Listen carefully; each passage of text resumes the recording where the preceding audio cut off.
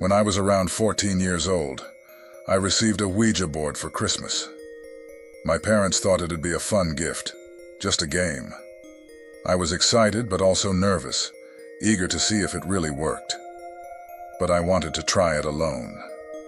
I figured if I used it solo, I'd know any movement or message was real, and I'd know it wasn't someone else playing tricks. The first person I thought to reach out to was my papa. He'd passed away when I was 5, and we'd been inseparable. I felt his absence every day after he was gone. When I was little, I sometimes felt his presence around me, as if he'd come to check in. But as I grew older, that feeling faded, and I missed him terribly.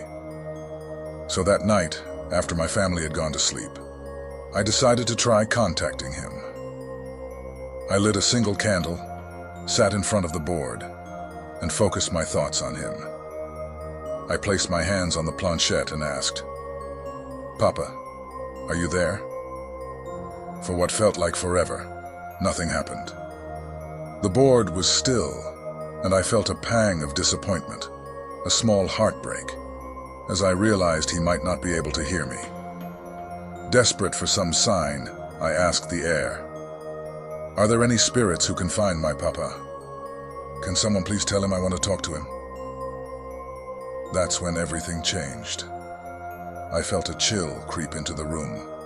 Then a gust of cold air blew out the candle, leaving me in darkness.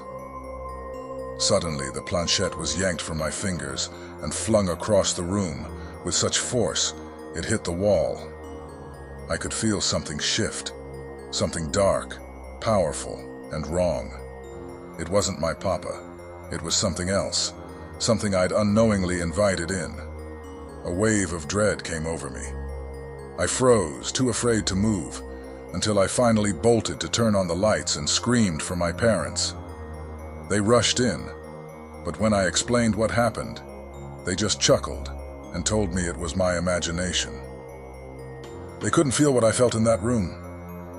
I didn't just lose my chance to speak to Papa that night.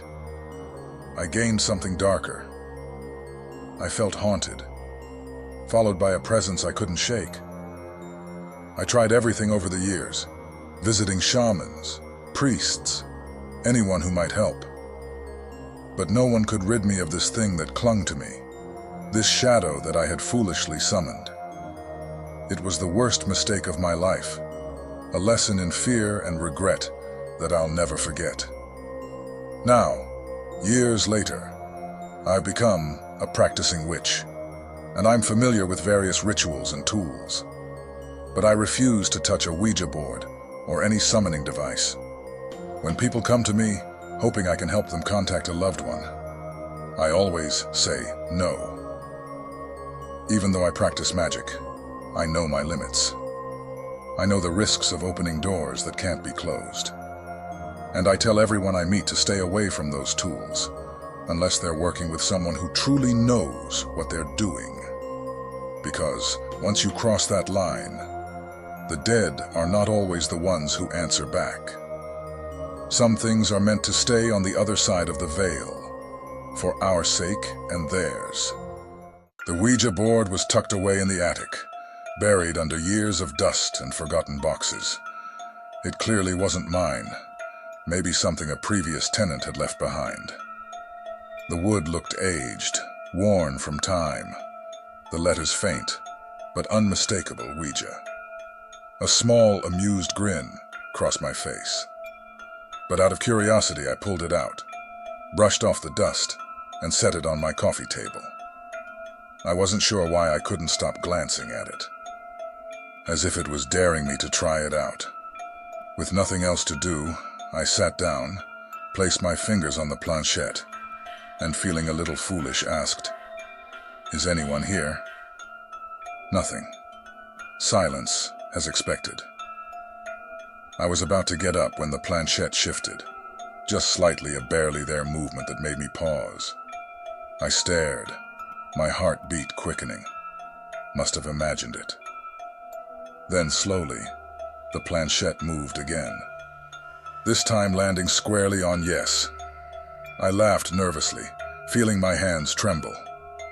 All right, that's had to be a fluke. Just random movement. I wasn't pushing it, at least. I was pretty sure I wasn't. "What's your name?" I asked, deciding to humor the moment. The planchette glided across the board. M-A-R-K. "Mark," I whispered, the tension in my chest building. "What do you want?" It spelled out H-E-L-P. I swallowed hard. Help with what? This was getting a little too real for me. But again, my curiosity won out. "Help you?" "How?" I asked. "T-R-A-P-P-P-P-D-B-A. I sat back, unease creeping over me. This was just a game. It had to be. But the way the planchette moved, it didn't feel random. It felt like someone or something was on the other side. I asked, "Where are you trapped?" The planchette hated, then moved quickly across the board, repeating the same message again and again.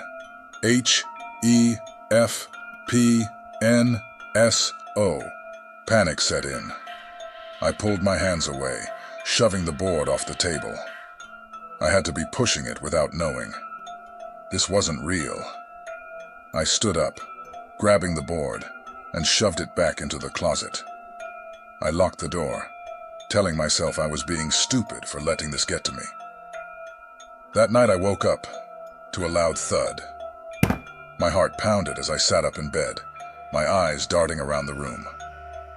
Everything seemed still, but the sound. It had come from somewhere nearby. The apartment was dark, silent. Maybe something had fallen over, I thought. I tried to calm myself, thinking it was nothing more than an accident. But the next morning, the closet door was wide open. The Ouija board lay in the middle of my living room. The planchette balanced neatly on top. My stomach dropped. I hadn't touched it since last night. I had locked the door. Trying to shake it off, I told myself I must have forgotten to close the door properly. I picked up the board, shoved it back in the closet, and made sure the door was locked tight this time. That night, I heard another crash. Louder. Closer. I ran out of my room, my heart hammering in my chest. The closet door was open again. Board in the same spot like it had been waiting for me. I felt my skin crawl. This wasn't possible. I hadn't touched it. I knew I hadn't. I spent the rest of the night at a friend's place.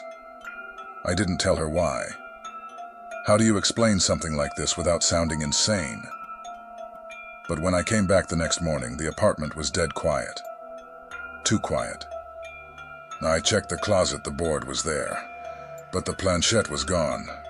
I tore the apartment apart searching for it, but it was nowhere to be found. That night, sleep eluded me. Every creak and shift in the apartment made me jump. Then I heard a faint scratching sound. I lay still, straining to listen. At first it was soft, as if coming from a distance, but gradually it grew louder. It was coming from the closet. I stared at the door, my heart racing. I wanted to move, to get up and investigate, but I was frozen in place. The scratching continued, persistent, as if something or someone was trying to escape. Finally, I mustered the courage to get up, snatched the Ouija board, and drove out to the woods. I dug a deep hole and buried it, hoping that would put an end to whatever was haunting. As I walked away, I felt an odd weight lift from my chest, convinced I had rid myself of the menace. Sunday night settled over the house, quiet and still. With my parents away visiting family, I had the place to myself, perfect timing for a little thrill. My friend Lucy had been talking for weeks about doing something daring, something a little spooky. Hidden in her attic was an old Ouija board, passed down from her grandmother, which we'd always joked about trying out. Until tonight, it was nothing more than a joke. But tonight felt like the night to give it a go. I called her up, and she showed up an hour later, the board tucked under her arm. It looked ancient, the wood faded and cracked, the letters almost worn away in the dim light of my living room. She placed it on the coffee table, grinning, a mischievous spark in her eyes. "Ready for some chills?" she asked, trying to sound brave but unable to hide the nervous excitement in her voice. I nodded, my heart already racing a little. It was silly, I knew that. Ouija boards were nothing more than a game, a trick of the mind. But still, something about the way it sat there, with its faded planchette, felt unsettling. We dimmed the lights and sat on the floor across from each other. The room felt unnaturally still. Lucy lit a couple of candles she'd brought, adding an eerie glow to the room. The shadows flickered on the walls, dancing in strange patterns that made my skin prickle. "Okay," Lucy said, placing her fingers lightly on the planchette. I followed suit, feeling a cold chill run through my hands as I made contact. "Let's ask something simple first. Is anyone here with us?" We waited, staring at the board, the silence so thick I could hear my own heartbeat pounding in my ears. For a moment, nothing happened, and I almost laughed at how ridiculous the whole thing was. But then slowly the planchette began to move. "Lucy, stop messing around," I whispered, my voice shaky. "Unnotch," she hissed back, her face pale. The planchette glided smoothly across the board, spelling out yes. We both sat frozen, staring at the letters as the reality of what was happening began to sink in. "Who are you?" Lucy asked, her voice barely above a whisper. Again, the planchette moved, spelling out M-A-R-K. "Mark," I repeated, frowning. I didn't know anyone by that name. Neither did Lucy. "How did you die?" Lucy asked before I could stop her. The air felt thick, almost oppressive, as the planchette began to move again. This time it spelled out H-U-N-T-E-D. I pulled my hands back, feeling my chest tighten with fear. "This is stupid, Lucy. Let's stop." But before she could respond, there was a sound. A loud creak from upstairs, as if someone or something was moving. We both stared at each other, wide-eyed. No one was supposed to be here. We were alone. Another creak, then footsteps. Slow, deliberate. I stood up quickly, my legs shaking. "We need to go." Lucy, still seated, looked as pale as a ghost, but didn't move. "It's probably just the house," she mumbled, though her voice trembled. "Old houses make noises." But these weren't just any noises. The footsteps were getting louder, coming closer. My heart was racing, my breath coming in short gasps. A thud, something heavy hitting the floor above us. We both jumped, the sound so close. It felt like someone was just a few feet away. "I'm serious, Lucy. Let's get out of here." I grabbed her arm and yanked her up. As we started toward the door, the lights flickered, plunging the room into near darkness. My stomach twisted as I heard another sound, a guttural growl, like an animal. It was coming from the hallway. Lucy screamed, and I felt her nails dig into my arm. I grabbed my phone and turned on the flashlight, pointing it toward the hallway. What I saw made my blood run cold. In the shadows, something stood tall, distorted, its eyes glowing faintly in the dim light. It wasn't human. "Run!" I shouted, grabbing Lucy and pulling her toward the back door. We bolted down the street without a second thought, our feet pounding against the pavement. We didn't stop until we reached her house, slamming the door shut and locking every window and door, our breaths ragged. We huddled in her living room, paralyzed, listening to every creak and groan, afraid to even blink. By morning, we were exhausted, but resolute. Without a word, we took the Ouija board outside and burned it, hoping to put an end to whatever we had let in.